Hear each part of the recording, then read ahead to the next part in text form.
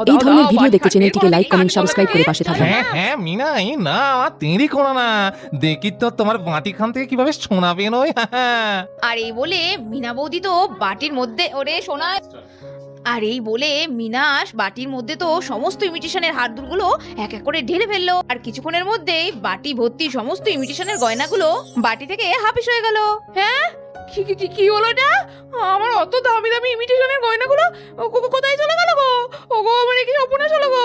এ বাবা, আমি কি ভুল বাটি নিয়ে এলাম নাকি গো? আর হঠাৎ করেই বাটির থেকে একটা কিম্ভূত কিমাকার ভূত না পেতনি কি একটা রাক্ষসী টাইপ বেরিয়ে এলো। কি রে, আমায় ডাকলি?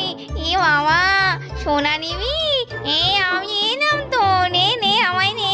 ওরে বাবা, এ কি রে? ওরে বাবা রে, এ কালো মতো, এটা তো ভূত পেতনি। ও গো, এ কি বেরোলো